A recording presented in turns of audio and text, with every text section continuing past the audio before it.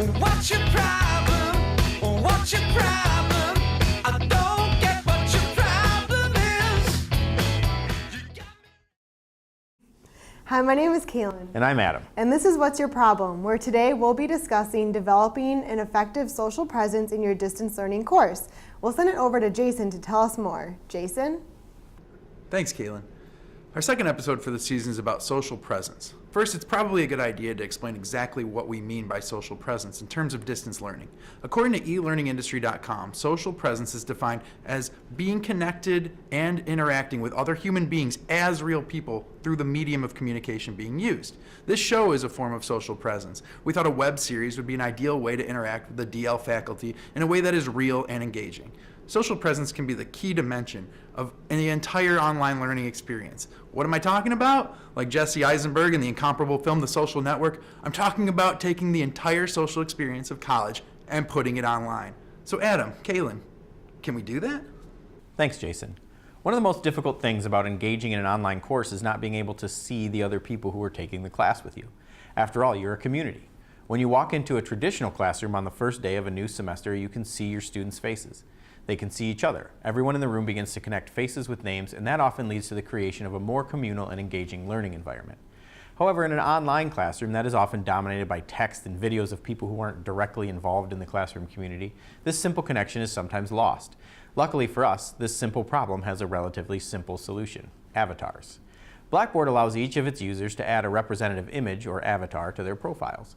This image will show up in discussion posts and replies, as well as in several other places where students collaborate in or contribute to the online learning community.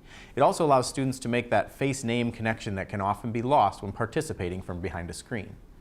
These connections can be just as powerful, even when students choose not to upload an actual picture of themselves in favor of an image that represents them. This type of avatar often leads to clarifying questions and the discovery of shared interests by other classmates, acting much like an icebreaker activity would on the first day of a traditional class. So encourage your students to take advantage of this feature and strongly consider uploading an avatar of your own. You know, that is really great advice, Adam. While social presence in the form of image connection is a superb beginning, interactive social presence in the form of synchronous video communication may also have an effective impact on student engagement. Blackboard has just the tool to do this: Collaborate. Collaborate is Blackboard's premier video conferencing tool that allows instructors and students to synchronously interact by sharing video and audio without ever leaving the Blackboard interface. What's more, Collaborate seamlessly allows users to share documents, presentation materials, and computer screens to push the interaction farther. According to a study conducted by Diaz and Entonado on the functions of teachers in e-learning and face-to-face learning environments, in the online learning environment, a teacher's role becomes more about facilitating, guiding, and motivating the learner, which can be successfully achieved through feedback and collaboration.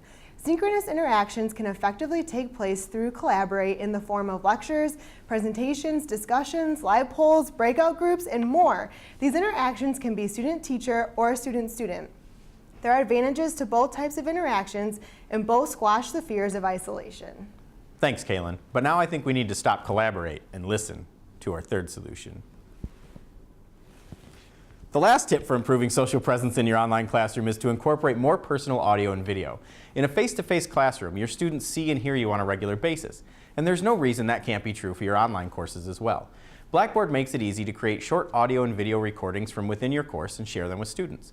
So the next time you sit down to type up a weekly announcement, email out a reminder, or provide feedback on an assignment, consider recording a short audio or video message instead. When done consistently, these recordings will go a long way to improve social presence in the classroom.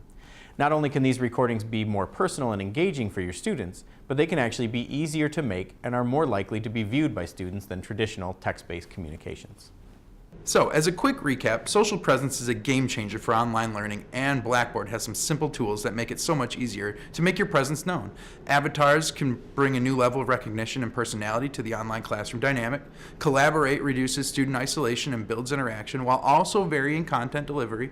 And finally, the audio-video feedback option in Blackboard now allows you to speak with emotions, talk conversationally, and create a sense of closeness with your students at the assignment level. What's Your Problem wants to hear from you. If you have an idea you'd like us to discuss in a future episode, or if you just want to drop us a line, send us an email, or follow us on Twitter. Thanks for watching. See you next time. What's your problem? What's your problem?